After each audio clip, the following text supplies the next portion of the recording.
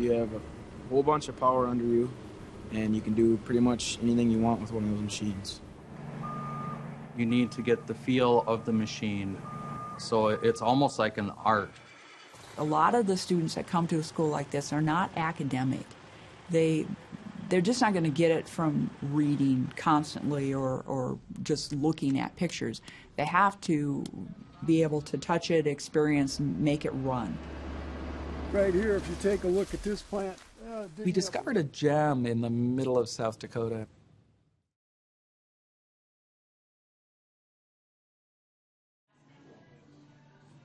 I'm Deb Shepherd. I'm president of Lake Area Technical Institute, which is located in Watertown, South Dakota. Our mission is to educate our students so they can get a job upon graduation. The one thing that you can build your life on is a solid job, and a job that pays you a decent wage. 90% of students list that as the #1 reason they go to college.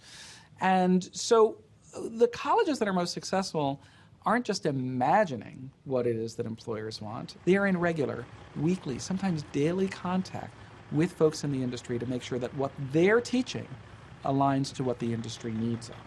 The employers that are looking to employ us out of this school, they come in and tell the staff what they should be teaching us, and then the teachers and staff set it up so we are learning what the employers want us to learn when we get out into the real world. And we see that at Lake Area Technical Institute. Their 30 programs, the heads of the 30 programs, right on up to the president of the college, are in regular contact with the employers who are hiring students. And they're able to turn their programs on a dime. When something needs to be changed, new equipment needs to be brought in, if they can't afford it, they go to the industry. We currently have some technicians from the school, and they've been great. The thing is, we need more of them. You know, so that's why we're here today. We're meeting the advisors. We want to see what we can do for the school. A lot of times the industry will approach us and say, I can't find enough people, you need to start a program. In the case of heavy equipment operator, there wasn't a program anywhere. In fact, we've been told we're only the 9th program in the nation. I don't feel like you can book learn how to operate heavy equipment. You need to get the feel of the machine, to be able to feel what you're doing with the machine, and also to get, what I want for the students is to get, for them to have a picture of what they're doing before we even start moving dirt. So it's almost like an art.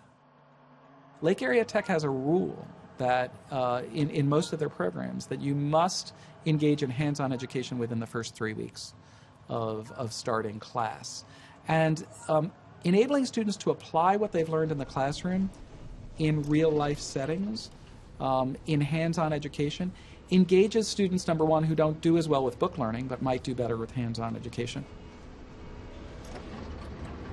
Nice thing I like about this program is we only sit in the classroom for an hour a day, maybe less than that, and you get to go outside and run equipment right when you start. So I kind of fell in love with just running equipment. So I figured I'd get into the program and spend the rest of my life running heavy equipment. They used to think that people came to schools like this because they weren't college material. And that phrase around here is just fighting words to us.